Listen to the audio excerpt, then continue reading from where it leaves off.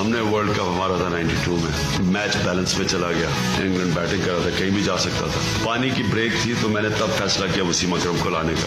मुझे याद है सारे के सारे प्लेयर्स एक तरफ खड़े हो गए, नहीं जी ये ना करना, अगर आपने ये लाया तो एंड में मेरे थोड़ा घबराते भी थे। वो आके मुझे भी एजाज अहमद ने मुझे आके बताया, अब उनसे खुसर खुसर करके कि जी वो कह रहे हैं कि अभी ना लेके आना तो एंड में क्या होगा।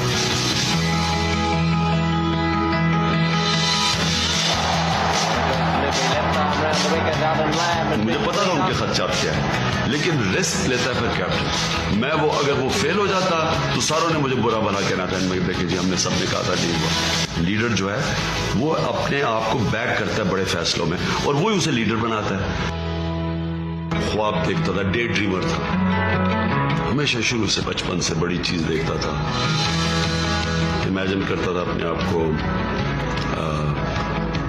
जो यानी बड़े बड़े काम करने में, और ये कांस्टेंट मेरी जिंदगी का सारा हिस्सा रहा है। ये डे ड्रीमिंग, बड़ी सोच रखता था और फिर स्ट्राइव करता था उसकी तरफ। यानी जब एक दफा मैं फैसला कर लूं कि मैंने ये करना है, फिर मैं उसके ऊपर फिर पूरी कोशिश करता था वहां पहुंचने। कोई इसमें बुरी चीज नहीं है कि आप पूरी अपनी मेहनत करके आखिरी गेंद तक मुकाबला करके मैच हारते हैं, कोई बुरी चीज नहीं। लेकिन अगर आप किसी वजह से अपनी बेस्ट परफॉर्मेंस नहीं दे सकते क्योंकि आपने लेट नाइट की है, आपने अपना ध्यान नहीं रखा, आपने अपनी डाइट नहीं रखी, आपकी कॉन्सेंट्रेशन टीम पर नहीं है, ये एक बहुत बड़ा आप जुर्म कर रहे हैं, क्योंकि इतनी उम्मीदें लगा के कौम आपकी तरफ देख रही है। कई लोग जिम्मेदारी से और तकड़े हो जाते हैं, जितना प्रेशर लेते हैं और वो ज्यादा प्रेशर लेना शुरू कर देते हैं, उनका पोटेंशियल निकलना शुरू हो जाता है। जितना अपने आप को वो चैलेंज करते हैं उतने तकड़े हो जाते हैं, और कई कैप्टन्स प्रेशर के अंदर कैपिचुलेट कर जाते। बोथम फेल हो गया एज कैप्टन, सचिन तेंदुलकर ने कैप्टनसी छोड़ दी, यानी वो एज ए प्लेयर समझते थे बेहतर है। और मैंने बड़े कैप्टन प्लेयर्स देखे, जब वो कैप्टन बने तो उनकी परफॉर्मेंस नीचे आ गई, क्योंकि जितना बड़ा चैलेंज और प्रेशर उतना पड़ जाता है,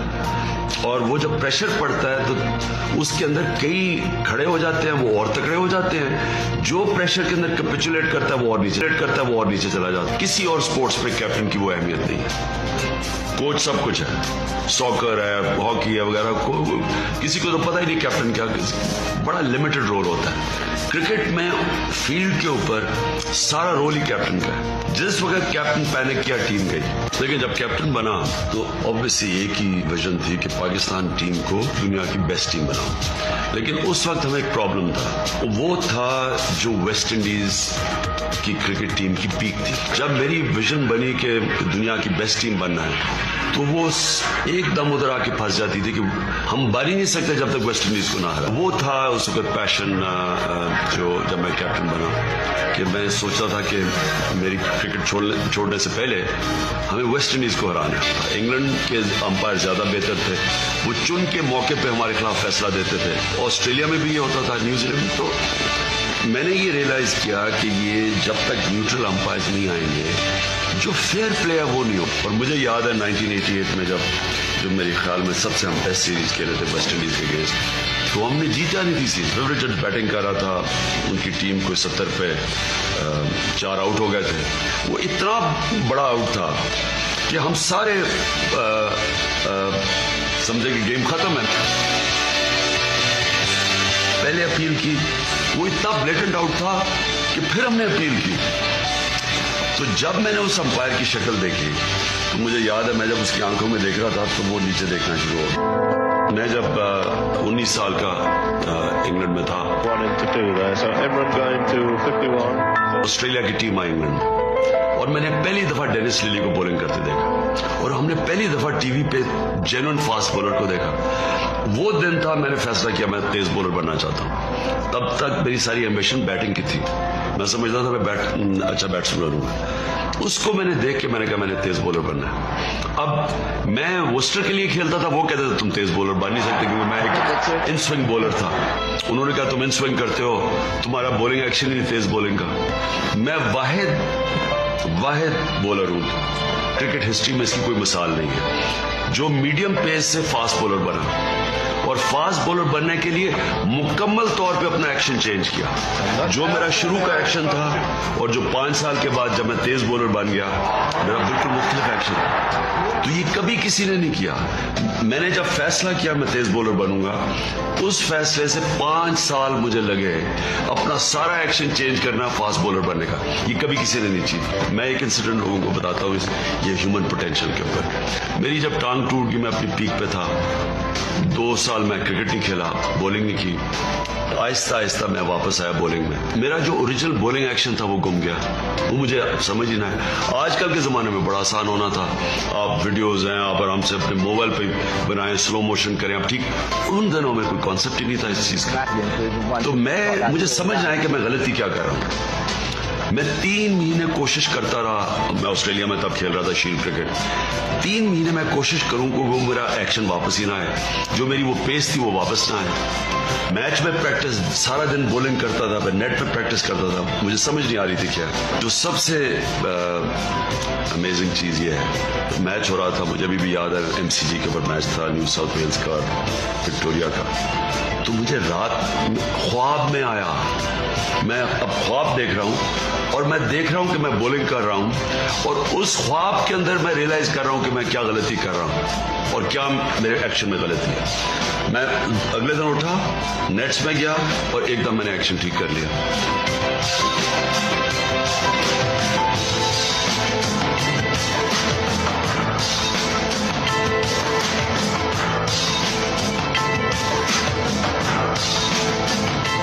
तो ये होता है कंसंट्रेशन और ह्यूमन पोटेंशियल। जब आपका ज़हन में इतनी ताकत होती है, इंसान के अंदर इतनी ज़्यादा स्ट्रेंथ होती है, जब तक हार नहीं ना मानता, यानी वो वापस रिट्रीट नहीं करता, अपनी एम्बिशन को डाउन स्केल नहीं करता। मैंने कभी जब मैं एक टारगेट सेट करता था, उससे फिर अगला ऊपर करता था, कभी मैं नीचे नहीं आता था। इंसान के अंदर अल्लाह ने इतना पोटेंशियल दिया हुआ है, जो चीज जिसका उसको एक दफा इश्क हो जाए, जुनून हो जाए, वो अचीव कर सकता है। मैंने बड़े पाकिस्तानी क्रिकेटर्स को अपने सामने देखा, मेरे से ज्यादा पोटेंशियल था, टीम में आते थे, थोड़ा पैसा आ जाता था, कंफर्टेबल लाइफस्टाइल हो जाता था, एक गाड़ी हो जाती थी, घर हो जाता, मुतमईन हो जाते थे। जो ऊपर जाता है उसकी एम्बिशन बड़ी स्ट्रिक्टली होती है कि मैं इस स्पोर्ट के अंदर ये अचीव करना चाहता हूँ, फिर वो सिंगल माइंडेडली उसे परसू करते हैं। जो तेज बॉलर होता है ना, वो बहुत कम होता है कि वो मैच में जाए और पूरी तरह फिट है, क्योंकि तेज बॉलिंग होती है ऐसी है। आप और मैं कई दफा तो सारा दिन बॉलिंग करता था, उससे होता है कि आपके कहीं ना कहीं निगल्स होती हैं। तो तेज बॉलर को होना पड़ता है, उसमें ये एबिलिटी होनी पड़ती है कि वो पेन बैरियर के थ्रू, कई इंजरीज नहीं आप मैनेज कर सकते, लेकिन कई छोटी छोटी निगल्स होती हैं जो आप मैनेज कर लेते हैं, आप उनके साथ खेलते रहते हैं। कई वार्म अप होके कम हो जाती हैं, दर्द कम होनी शुरू हो जाती है। मैं जब हिंदुस्तान, मेरा चौथे टेस्ट में मेरी दर्द शुरू हो गई थी और मैं 2 टेस्ट खेला उसके साथ। मैंने टीम को बताया नहीं कि वो कितनी सीरियस इंजरी थी, इंतखाब आलम, और मुझे पता था कि कितनी सीरियस इंजरी है। आपकी इंजरीज के थ्रू कई सिचुएशंस डिमांड करते हैं कि आप पेन अपनी ओवरकम करके खेलें, क्योंकि वो सिचुएशन ऐसा है। देखिए, कप्तान की क्वालिटीज फिर से मैं रिट्रेट करता हूँ। सबसे पहले दिलेरी, वो बिल्कुल अपनी मैं से आज़ाद होता है, सेल्फलेस होता है, और उसके साथ आ जाता है तीसरी चीज, मेरिट।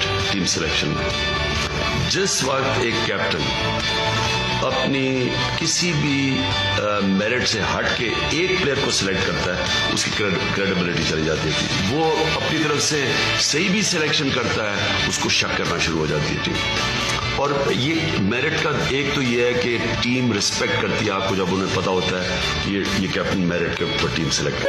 अनफॉर्चुनेटली ये जो मैच फिक्सिंग की इनके ऊपर एलिगेशंस लगी, मेरे ख्याल में इसने इस टीम को बहुत डैमेज किया। ये सबसे बड़ा, अगर मैं कहूँ ना पाकिस्तान की क्रिकेट हिस्ट्री लूँ, तो जो सबसे बड़ी ट्रेजेडी हुई वो ये कि जो वो 92 की टीम थी, वो अगले 10 साल तक दुनिया की लीडिंग टीम बननी थी। मेरे ख्याल में टीम हारने से डर गई। जब वो हारते थे वो कहते थे जी मैच फिक्स है, यानी उसने सारी दुनिया को उसी तरह हराना था जो वेस्ट इंडीज ने हराया था हमारे 12 साल पहले।